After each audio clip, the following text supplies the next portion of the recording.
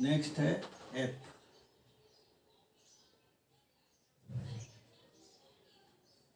माने one. One भूमियां भी जलवायु को प्रभावित करती हैं। जो भूमि वनाच्छादित होती है, जंगल ज़्यादा होते हैं, तो पौधे जमीन से नमी खींचते रहते हैं, नमी सोखते हैं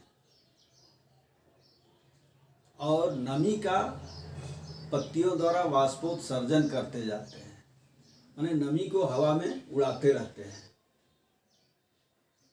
तो जहाँ वन भूमियाँ ज़्यादा होती हैं, वाष्पोत्सर्जन के चलते वहाँ की जलवायु सम रहती है। और जो वन भूमियाँ बिना पेड़ पौधे के होती हैं, वहाँ की जलवायु विषम हो जाती है, इसलिए कि वहाँ किसी तरह का वाष्पोत्सर्जन नहीं होता है। जहाँ रेगिस्तान है, रेगिस्तान में क्या वाष्पोत्सर्जन होगा?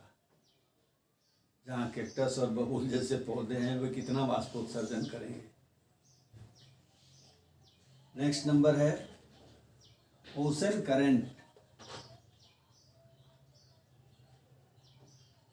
समुद्री धारा।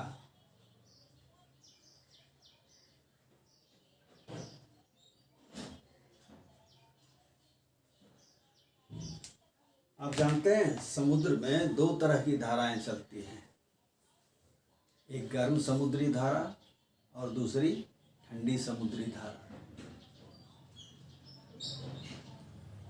जिन क्षेत्रों से होकर के गर्म समुद्री धाराएं गुजरती हैं, उसके समीपवर्ती स्थलीय भागों का तापमान सम होता है और जो समुद्र के जिस किनारे से होकर के ध्रुवों से चलने वाली ठंडी जल धाराएं प्रवाहित होती हैं, उसका समुद्री किनारा जाड़े के दिनों में जम जाता है, माने व्यापार के लिए उपलब्ध नहीं हो पाता है। इसलिए कि ठंडी जलधारा आ रही है, वो अपना प्रभाव छोड़ेगी। तो ठंडी धारा के प्रभाव में आने से समुद्री किनारा जम जाता है और गर्म जलधारा रहती है तो समुद्री किनारे को जमने नहीं देती है। मेरे कहने का मतलब कि समुद्री धाराएं अपने समीपवर्ती क्षेत्रों की जलवायु को पूर्ण रूप से नियंत्रित करती हैं।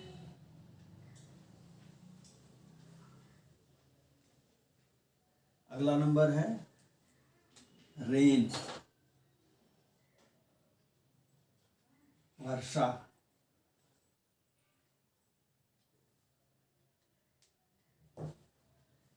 जिन क्षेत्रों में वर्षा ज्यादा होती है, जो क्षेत्र विषुवत रेखीय प्रदेश है, जहाँ सालों भर वर्षा होती है, दोपहर के बाद होती है, घनघोर होती है, बिजली की चमक और बादलों की गरज के साथ वर्षा होती है, इसे 4 o'clock रेन कहते हैं। 4 o'clock रेन माने 4 बजे की वर्षा। तो जहाँ वर्षा ज़्यादा होती है, वहाँ वनस्पतियाँ भी ज़्यादा उगती हैं।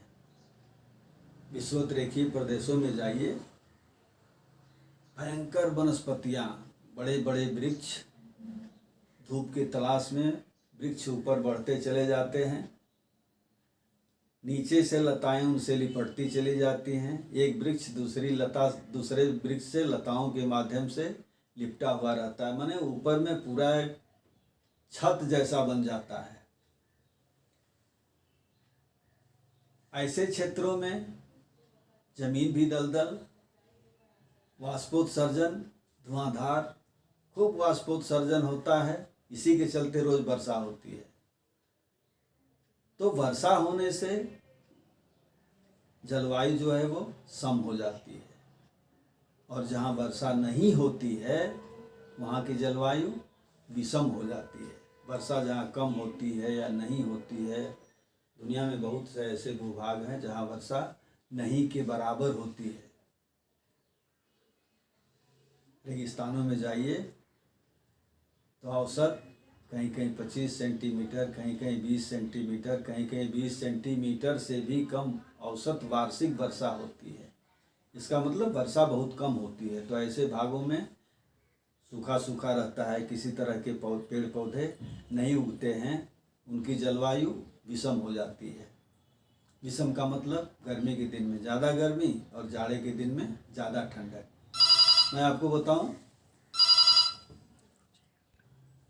कहने का मतलब ये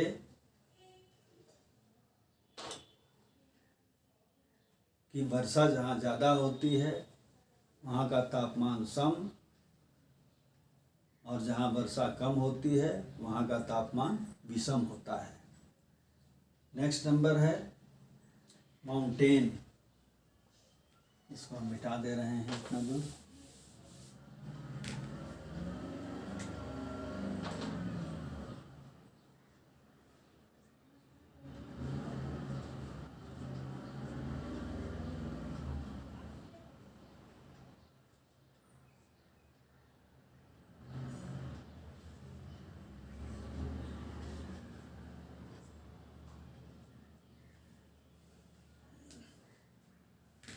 पर्वतों की स्थिति भी जलवायु पर अपना प्रभाव छोड़ती है। जैसे पवन की दिशा के विपरीत यदि पर्वत स्थित हैं तो आने वाली हवा को रोकते हैं, रोक करके उनको ऊपर उठने के लिए विवश करते हैं। वे हवाएं ऊपर जा कर के संघनित होती हैं और संघनित होकर के वर्षा कराती हैं। यदि पवन के समानांतर पर्वत स्थित होता है, हवा की दिशा के समानांतर पर्वत स्थित होता है, तो वह हवाओं को रोकने में असमर्थ होता है। उसके अगल बगल से हवाएं निकल जाती हैं। जैसे मान लीजिए एक ये पर्वत है, इधर से पवन आ रही है तो हवा इसको ऊपर उठने के लिए विवश कर देता है। ऊपर में जा कर के बादल बनते हैं और सामने वाले क्षेत्र में वर्षा करा देते हैं। इस हिस्से को पवन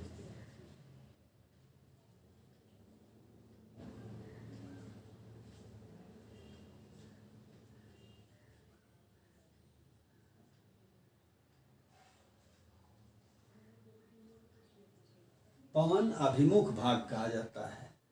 जिधर से हवा आ रही है, पहाड़ से टकरा रही है, पहाड़ उसको ऊपर उठा दे रहे हैं, तो उसी क्षेत्र में वर्षा होना शुरू हो जाती है। इसे पवन अभिमुख भाग कहते हैं। हवा जब इसके पीछे उतरती है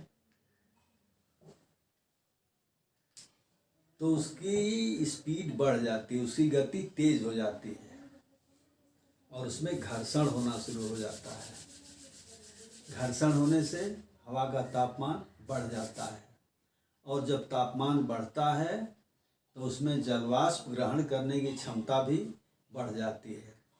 इसलिए पिछले हिस्से में वर्षा बहुत कम होती है।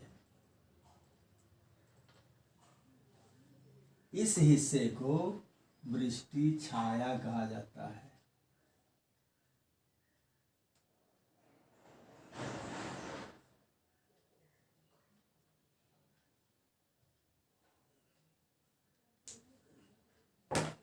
उदाहरण मैं आपको बताऊं, बंगाल की खाड़ी से चलने वाली हवा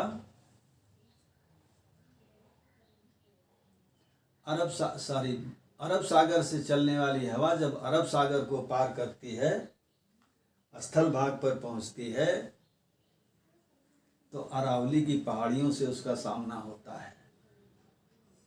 और अरावली की पहाड़ियां हवा की दिशा के समानांतर स्थित है, इसलिए राजस्थान में वर्षा बहुत कम होती है। अगर अरावली कहीं हवा की दिशा के विपरीत होता तो राजस्थान भी मरुस्थल नहीं होता। बंगाल की खाड़ी से चलने वाली हवाएं जब स्थल भागों पर पहुंचती हैं, मेघालय के पठार पर पहुंचती हैं, तो मेघालय के पठार के गारो, खासी, जयंतिया, इन तीनों पहाड़ियों की स्थिति जो है वो कीप की तरह से है, कीप नुमा। तो ये हवाएं उस कीप नुमा फैलाव में फंस जाती हैं, ऊपर उठती हैं और माउसिन राम, जगह का क्या नाम है, माउसिन राम, संसार की सबसे ज्यादा वर्षा होती है माउसिन राम में। और पहाड़ी के ठीक पीछे, पहाड़ी खत्म हुई उसके पिछले हिस्से में नगर है गुवाहाटी। गुवाहाटी हम लोग कहते हैं गुवाहाटी। वो नगर वृष्टि छाया है, वहाँ पर वर्षा बहुत कम होती है। तो पर्वतों की स्थिति, अगर हिमालय नहीं होता तो भारत की जलवायु भी चीन से मिलती जुलती होती। हम लोग भी छोटा छोटा रहते, नाक छोटी छोटी रहती, पीला पीला मेढक की तरह होते, माने जलवायु हमारी बदल जाती।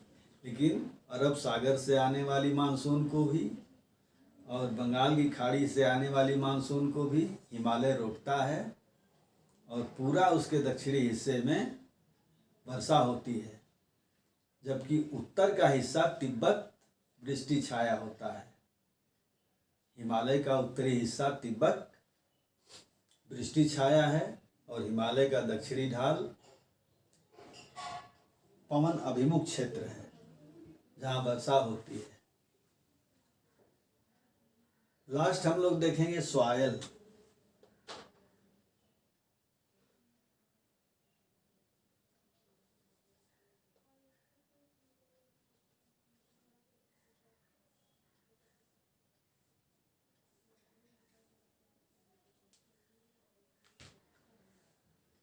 मिट्टी भी किसी स्थान की जलवायु को नियंत्रित करती है, प्रभावित करती है।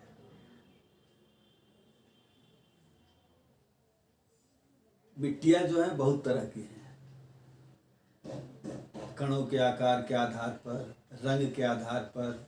कणों के आकार के आधार पर मिट्टियों को 3 हिस्से में बांटा जाता है, जिसमें कण मोटे मोटे होते हैं, रेत के कण ज़्यादा होते हैं, वो बलुआही मिट्टी होती है। उसमें जल ग्रहण करने की क्षमता अधिक होती है। एक है जल ग्रहण करना और दूसरा है जल धारण करना। जल ग्रहण का मतलब 1 लोटा पानी लेके हम गए, पानी गिराए, पानी लोटा का पानी खत्म और मिट्टी के ऊपर जो पानी जमा होना चाहिए वो भी खत्म, माने मिट्टी सोख ली पूरा पानी को। तो इसको कहेंगे हम जल ग्रहण क्षमता।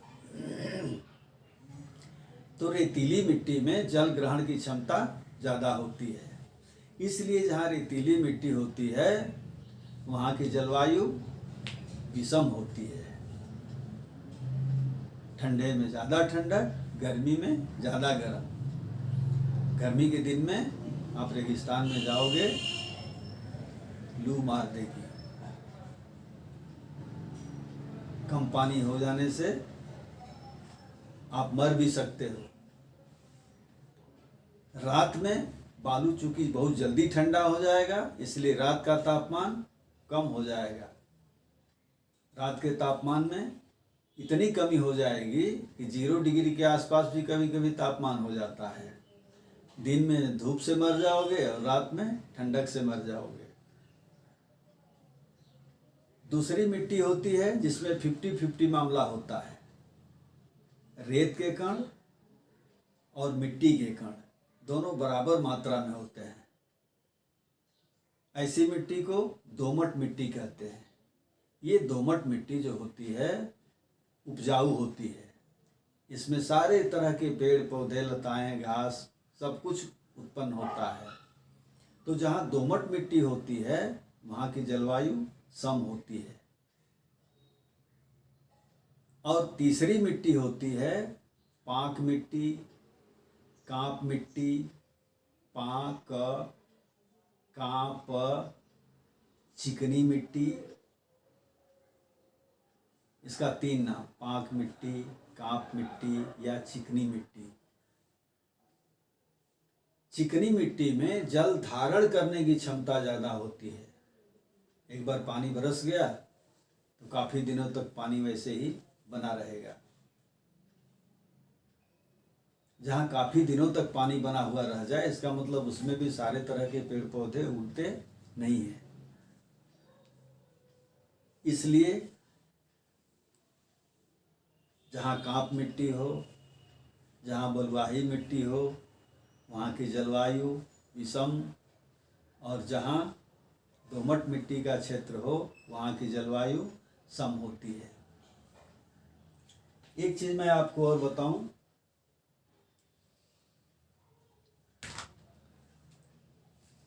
जलवायु जो होती है, तापमान, वायुदाब, आर्द्रता और वर्षा,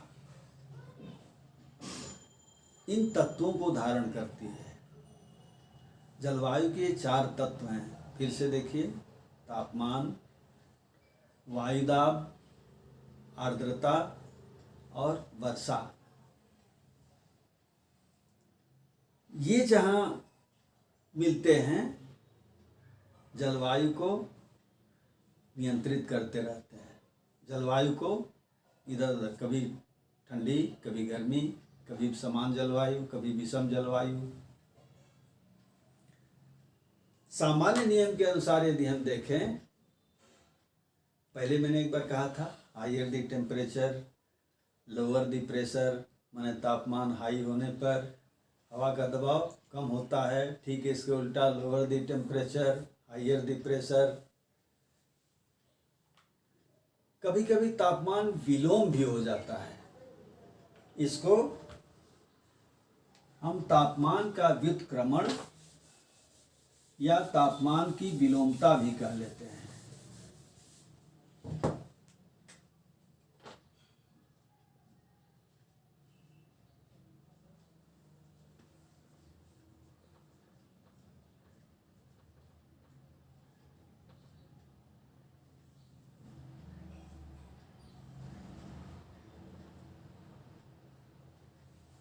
तापमान का व्युत्क्रमण या तापमान की विलोमता।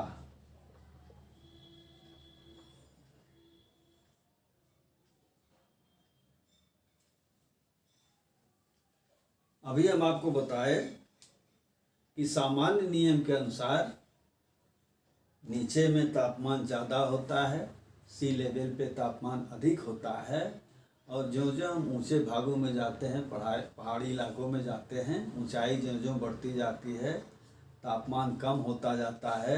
यहाँ तक कि एवरेस्ट पर जाते जाते, ऊंचे पर्वतीय भागों में जाते जाते स्नोफॉल होने लगता है, बर्फ गिरने लगती है।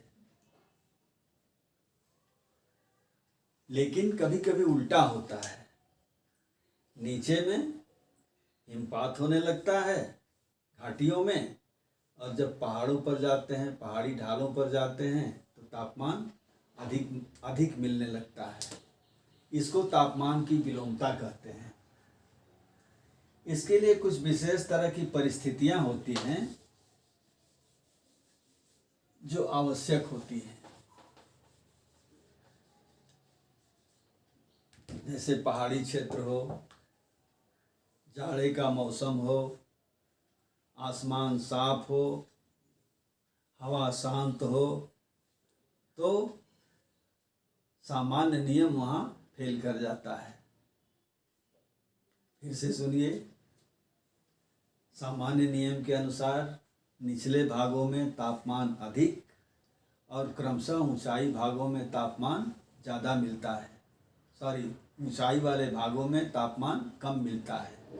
लेकिन जब जाड़े का मौसम होता है, वायुमंडल साफ होता है, आसमान साफ होता है, हवाएं शांत होती हैं तथा पर्वतीय इलाका होता है, तो ये तापमान उल्टा हो जाता है। अब वो देखिए कैसे, ये मान लीजिए पहाड़ी इलाका है, नीचे में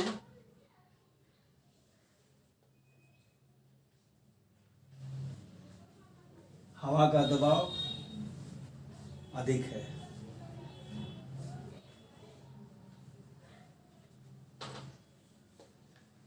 यहाँ ना लिख के हम इसको यहाँ लिखते हैं।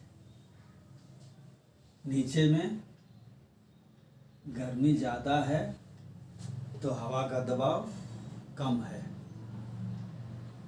ऊपर में तापमान कम है तो यहाँ हवा का दबाव ज़्यादा है।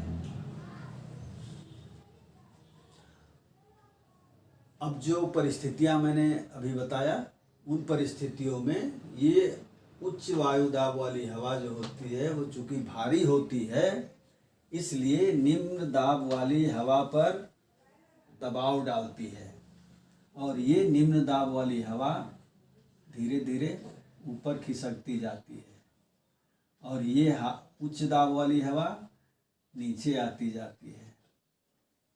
माने अब यहाँ हाई प्रेशर हो जाता है और ऊपर में लो प्रेशर हो जाता है। अब ये जो पहाड़ी ढलान हैं, इन पहाड़ी ढलानों पर हिमपात होना शुरू हो जाता है।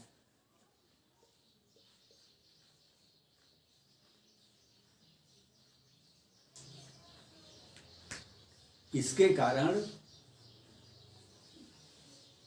चाय की खेती जो होती है वो नीचे में नहीं की जाती है। मिट्टी कोई फैक्टर नहीं, मिट्टी कोई कारण नहीं है, जबकि ऊपर से ही तो मिट्टी बह के आगे घाटी में जमा हुई होगी ना। लेकिन मिट्टी कोई कारक नहीं है। कारक क्या है? तापमान की विलोमता। इसलिए चाय की खेती, चाय के बागान पहाड़ी ढालों पर लगाए जाते हैं, क्योंकि चाय का पत्ता हम लोग यूज करते हैं, चाय की पत्तियों का प्रयोग किया जाता है। और अगर बर्फ़ गिर जाए, पाला गिर जाए तो चाय की पत्तियां सूख जाती हैं, नष्ट हो जाती हैं, इसलिए उसका उपयोग हम लोग नहीं कर सकते।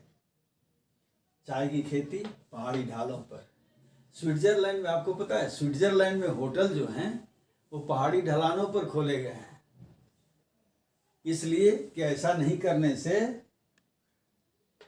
नीचे में अगर होटल खुल जाते, रात में तापमान कम हो जाने के चलते पानी के नल जम जाते, नलों में, पाइप में रहने वाला पानी जम जाता। पानी जमता है तो उसके आयतन में वृद्धि होती है, दबाव डालता है तो पाइप फट जाते, और उसके चलते पानी उपलब्ध नहीं हो पाता। इसीलिए स्विट्जरलैंड में होटल पहाड़ी ढालों पर खोले जाते हैं। चाय की खेती जहाँ भी होती है, भारत में, जापान में, जहाँ कहीं भी चाय की खेती होती है, सब पहाड़ी ढालों पर की जाती है। मेरे प्रिय मित्रों, मैंने जो विषय वस्तु आपको दी, यदि वो आपको अच्छी लगी हो तो इस वीडियो को लाइक कर दें, और विषय वस्तु को अपने तक ही सीमित नहीं रखें, बल्कि उसको अपने दोस्तों के साथ शेयर करें, और मुझसे जुड़े रहने के लिए इस चैनल को सब्सक्राइब कर दें।